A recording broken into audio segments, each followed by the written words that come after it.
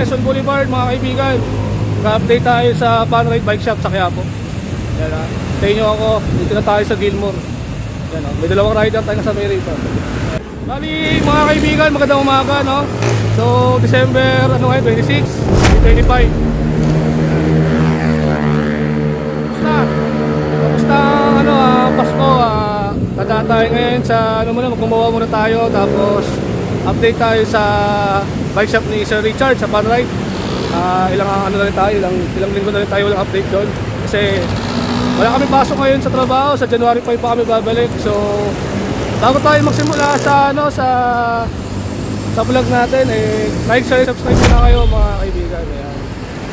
So dito na tayo sa may SM Santa Mesa. Punta na tayo. Ayan, sa may stoplight, sa may intersection sa SM Santa Mesa sa kaliwa. Medyo maganda lang yung traffic ngayon, di masyadong sikip dati, tsaka mas maluwag kahapon. Mga madaling mga umaga ng Pasko, napakaluwag. Ayan sa Novaliches, sa Marikina, lahat ng dinaanan namin San Mateo, napakaluwag kahapon, umaga.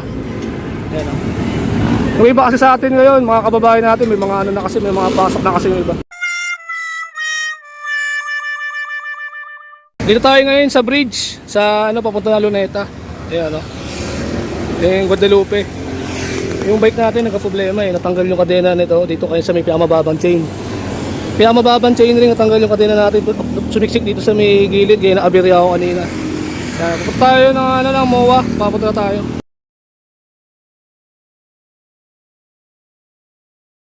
A little longer than a few minutes later.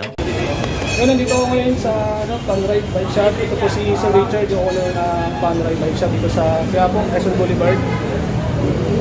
Mag-update tayo sa mga bike nila, kung magkano yung mga presyo ng mga bike nila, at kung yung mga nakasave sila, at kung merong year end sale na full bike or bike parts na meron sa kanila. So samahan nyo ako guys para malaman nyo kung ano meron sa bike shop nila ngayon. Ngayon po si Sir Richard. Sir Richard, katanungan ko lang, ano oras po kayo nagbubukas araw-araw? 9 AM to 6 PM po, everyday Mondays to Sundays po. Tapo, pag may mga viewers tayo na gusto ng bike at hindi sila taga Metro Manila, ano pong mga sistema pag mag-a-avail sila? Gcash po, papunta sa sa ibang lugar po. Shipping, isa na po, DP Cargo, DP Cargo po, Bali sir, yung shipping sila ng bahala. Ayan. 10 seconds later. So yun, tayo sa pagbablog natin. Papatuloy tayo sa pagbablog. And meron silang mga folding dito. Yan, folding bike. Sir Richard, magkano yung folding bike ko, sir? 4,000 po. 4,000. So, ano yan, sir? 4,000 yung dalawang kulay, no? So, anong tatak yan, sir? Brave. Brave na, sir, Brave 1 na folding bike, Ayan, 4,000 po yan. So, ano po yung mga dyan, yung mga pyesa na nakakabit, sir? Lang po yan, Mechanical brake. Ayun, mechanical brake. Tapos ilang speed po yan, sir? 7 speed. 7 speed. Yan sa mga naghahanap ng folding bike, meron dito sa Panride Bike Shop. 4,000 tignan. So dito naman tayo, sir, sa Sagmit, sir? Sagmit Evo R8. Evo R8. So kano po SRP ito, sir? 21,000. 21,000. Ayan siya. Naka-tanky, 32 stanchion, quick release. Hub ito, sir. Anong hub nito, sir? Speed 1 po. Speed 1 Soldier. Ayan, quick release. Tapos may badge na ni Sagmit. Tapos maganda yung nila, yung sistema nila dito sa mga wall bike nila kasi hindi pa putol yung steerer tube kasi sa iba-ibang mga bikers kasi natin, sa mga kapwa siklista natin, meron silang mga sariling putol ng steerer tube kasi kung saan sila komportable. Unlike sa akin, may kumaba yung steerer tube ko, masanay ako sa mataas, yung iba kasi masanay sa mababa. So ang ito, sir, sir? Prime ito, sir? Shimano Jory po na 11 speed, tapos Shimano MT200 yung hydraulic po. Hydraulic. So naka Shimano Jory na yung niya, yung sir, chain niya. Chain tsaka yung kadena po niya is tanky. Yung sprocket po yung mountain peak. Mountain Peak. So yung lang, sir, yung Jory dito, shifter RD lang. Tapos yung kanyang brake set is MT200. Yan. Trident stem na negative. Ayan, sa mga mahilig dyan sa mga negative, ito, bagay sa inyo ito. Magkano SRP ito, Sir Richard? 21,000. 21,000. Ayan. Tapos, ano to, sir? Size po na ito? 29 po na small. 29 na small. Ayan, yung mga mahilig sa ano dyan, mga height na mga 5'4 o 5'5. Pasok to, sir, no? Mga 5'3 papababa. Ayan, small. 29 small. Ayan, Ayan, triple batted 6061 alloy aluminum. Ayan. 10 seconds later. Ito po si Sunmint Chaser, size 29 po na small din po. Small. Yung small na size 29. So naka-alotech na pala siya. Ang alotech niya, sir, Submit, no? Submit. Tapos yung ano niya, sir, airport niya, Submit din. Submit Evo 3.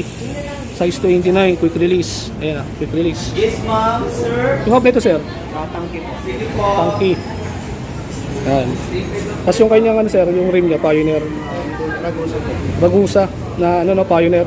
Size 29. Yung mga ano nito, sir, mga spokes nito, sir, ano po? Stainless na po yun. Stainless na, black coated.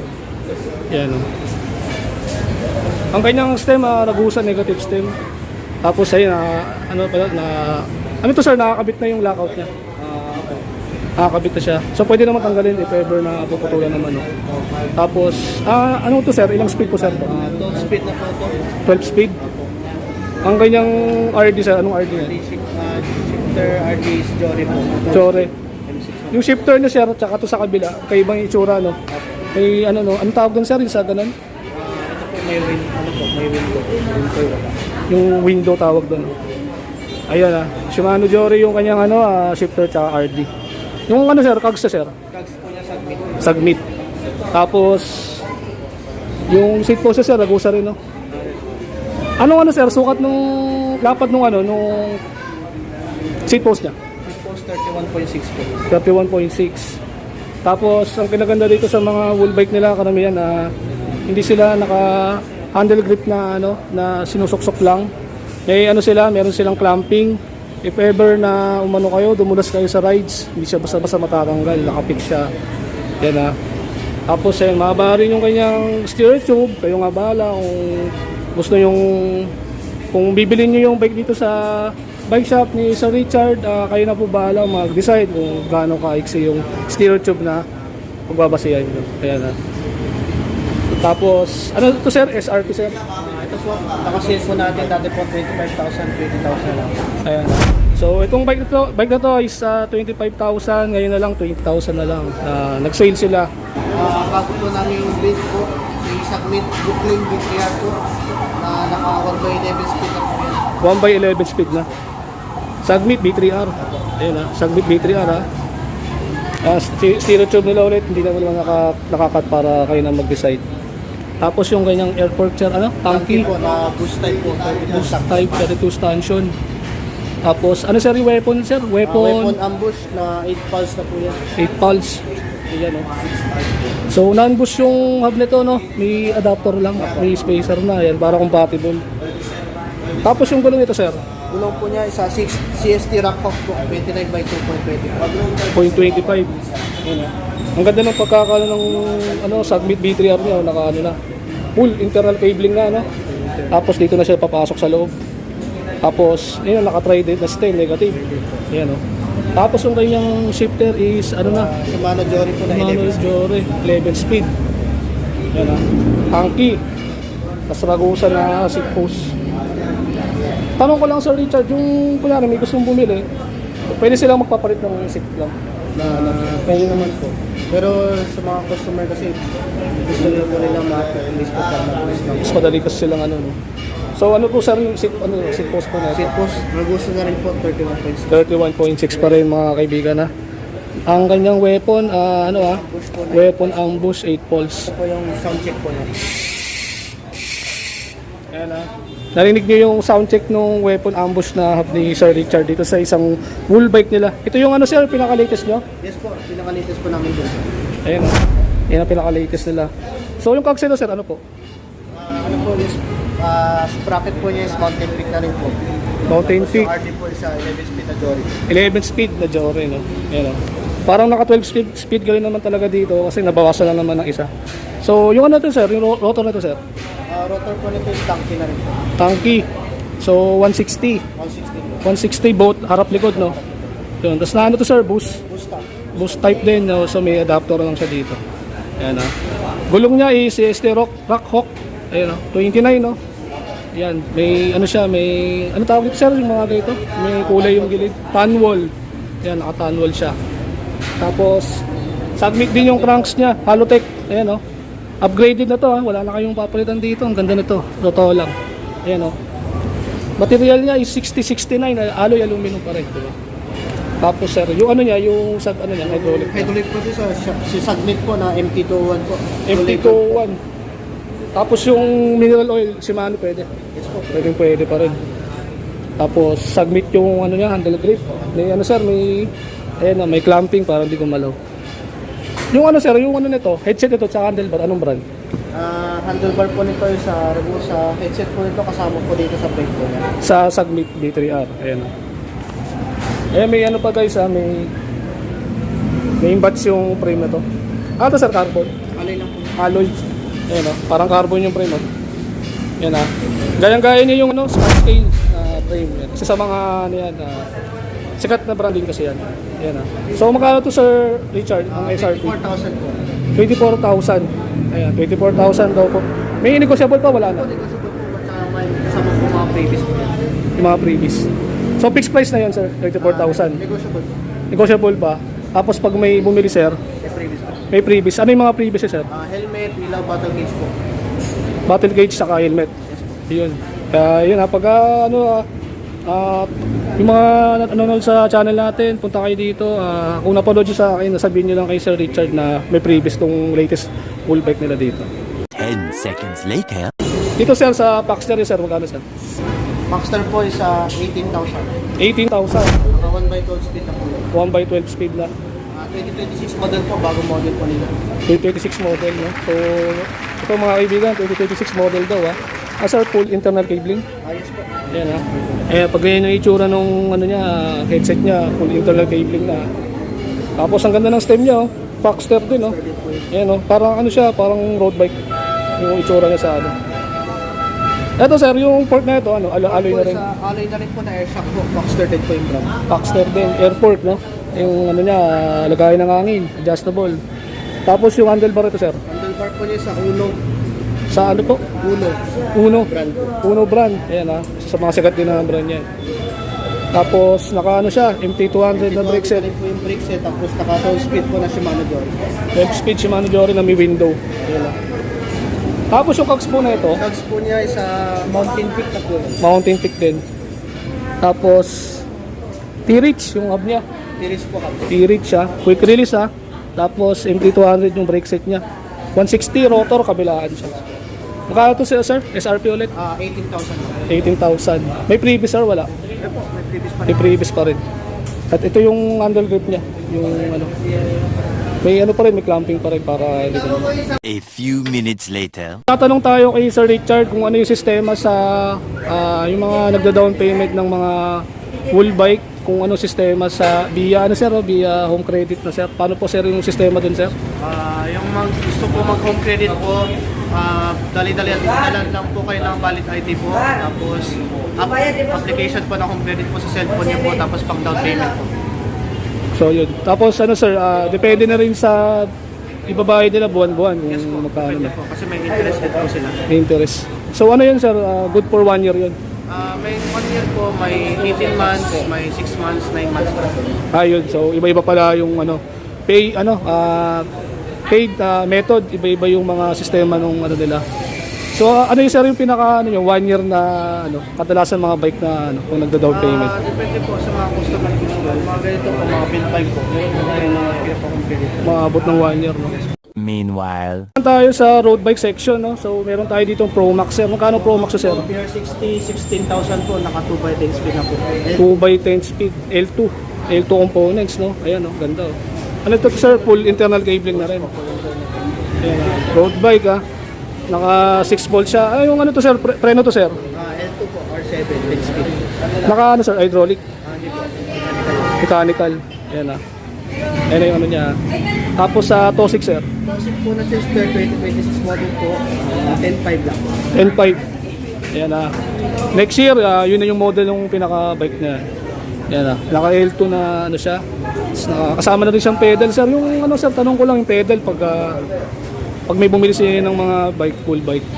Yung may mga full bike niya na may kasamang pedal, pwede naman siyang ano, no?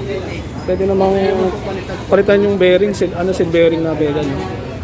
So, yung kasama niya, guys, kita-kita naman yung kasama yung pedal, yung nakakasabit sa likod, sa baba ng saddle.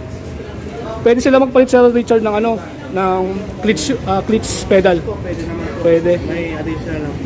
Additional lang. Magkano sa additional, sir? Depende po kung anong kids pedal po. Either Shimano po or Saki. Okay. Sa bagay, depende sa dahil nga sa brand. No?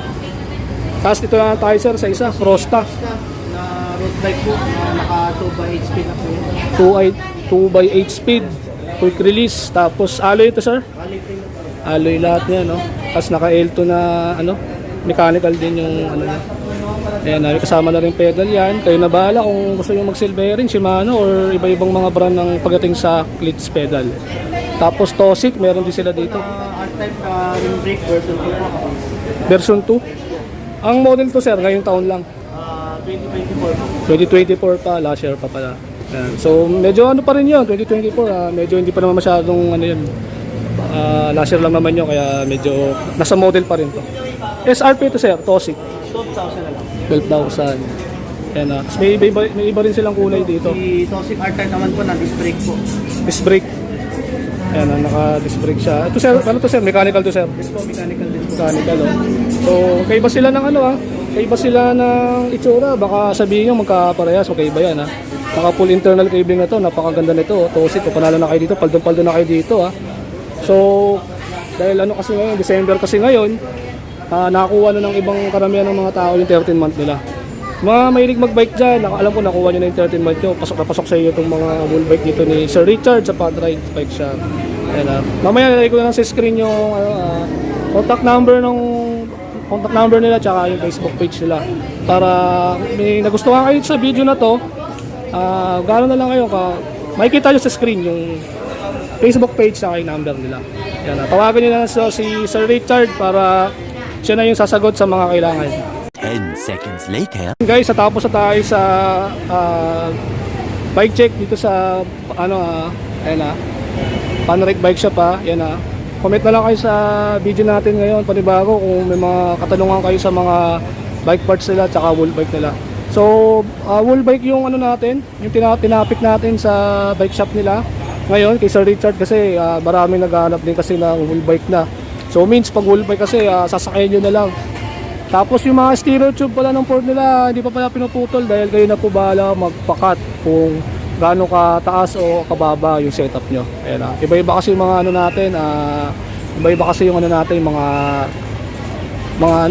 height position kaya dapat iba-iba rin yung ano natin.